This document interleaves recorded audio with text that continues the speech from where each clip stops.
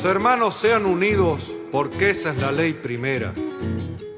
Tengan unión verdadera en cualquier tiempo que sea, porque si entre ellos pelean, los devoran los de afuera.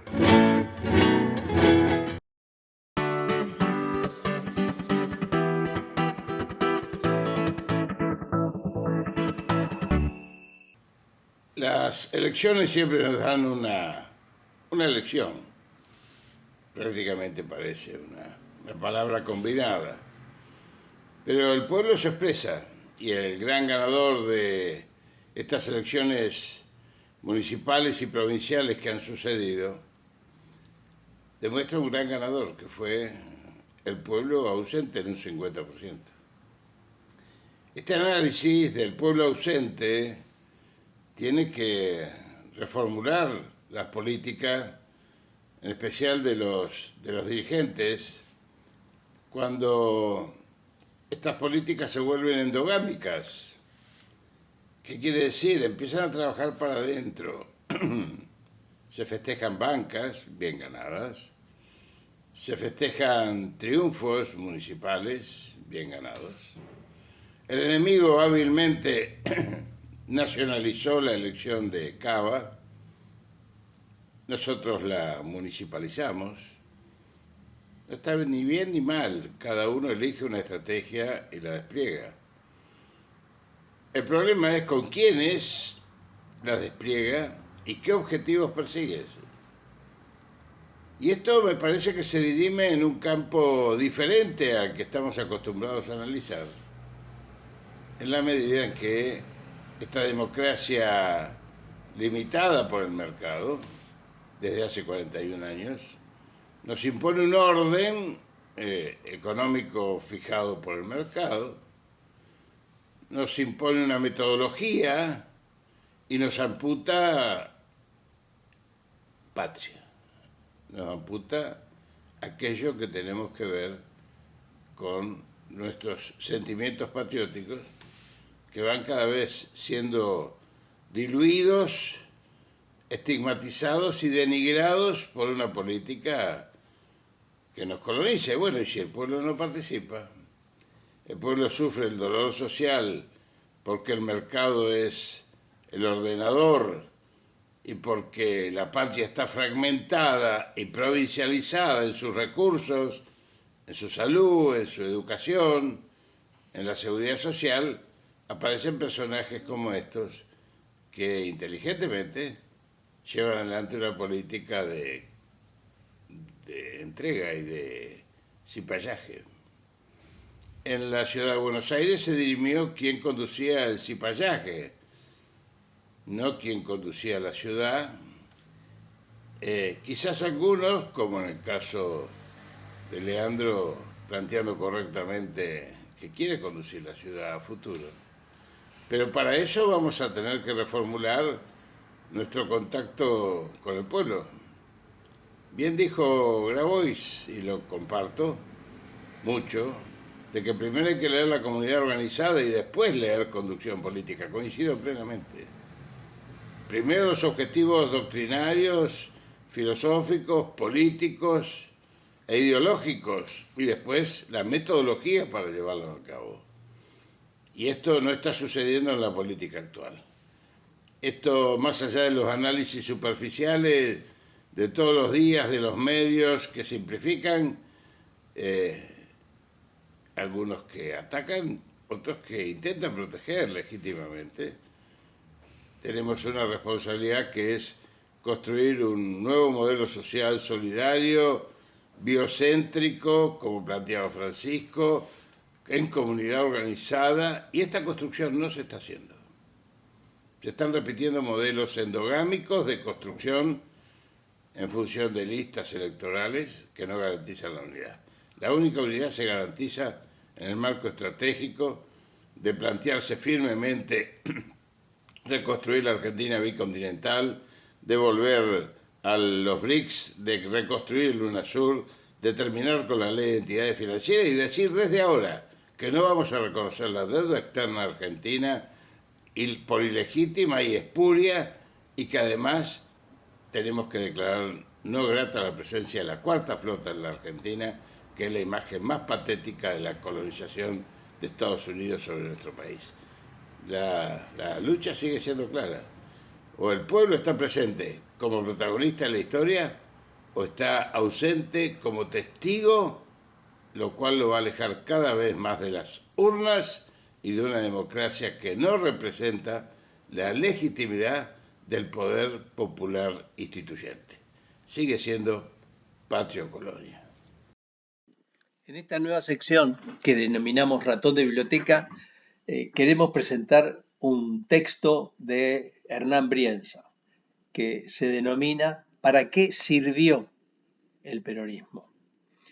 Ese título con un pasado indefinido, a algunos como yo, por supuesto, nos alarma. ¿Cómo el peronismo es pasado? Y a otros los alegrará, sobre todo a los gorilas, diciendo, por suerte se terminó esa Argentina horrible signada por esa ideología. Pero detrás de este libro, de este título provocador, lo que hay es un análisis profundo, un análisis muy detallado de las características que ha tenido el origen del peronismo, su evolución, su presente. Para eso comienza, en primer término, con una suerte de encuadre teórico donde va a ser muchísimo hincapié en el concepto de hegemonía, diferenciándolo del concepto de poder, por supuesto, y tratando de exprimir en ese concepto las características propias de nuestro movimiento. En principio, él distingue entre una Argentina establecida, haciendo una traducción de establishment, ¿no? del inglés, en un polo, y en el otro una Argentina rebelde, una Argentina forastera, una Argentina contrahegemónica. En esa dicotomía, que no ha sido siempre totalmente clara a lo largo de la historia del peronismo, se van insertando algunas discusiones sobre lo que él llama las fantasmagorías, por ejemplo, que se refieren a aquellas cosas que se le adjudican al peronismo, fascismo, de izquierda, de derecha, y va desbrozando. También relata con mucho detalle los rasgos principales que han caracterizado a los gobiernos peronistas, la evolución que ha tenido el mismo a lo largo de la historia, y tratando siempre de tratar esta temática de un modo, yo diría,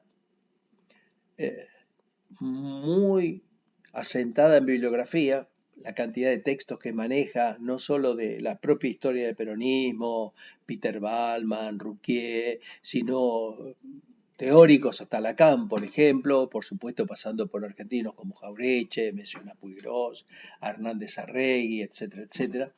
Sí, es un libro muy asentado en una bibliografía sólida, con algunos de cuyos autores él discute bastante fuertemente. Pero toda la sensación del texto lleva a una angustia, a una preocupación, que es la actualidad del peronismo.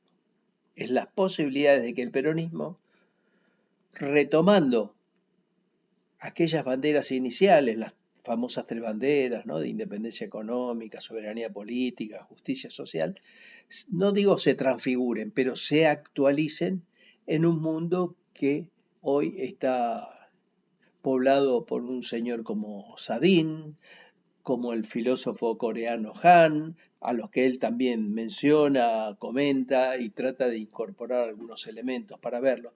Esto es el esfuerzo que hace Brienza, es no nos refugiemos en la historia, sino buceemos en ella para ver elementos centrales, esenciales de nuestro movimiento y a ver en qué medida pueden traducirse a la actualidad de esta ya segunda cuarto de siglo del siglo XXI. Me parece que esa discusión es la que hoy nos cruza a todos. ¿Qué significa la inteligencia artificial? ¿Qué significa este individualismo extraño que vivimos?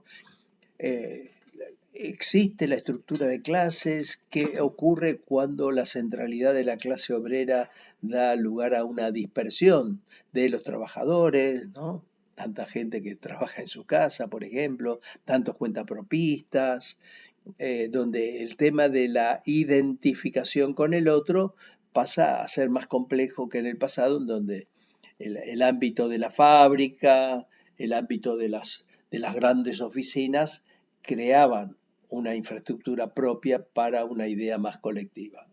Hoy eso se diluye un poco, se diluye en todas las áreas, en el área de la salud también, en educación, pensemos hoy los sistemas educativos, cómo son teniendo competencia por parte de la televisión, de los medios, de las redes, de la inteligencia artificial.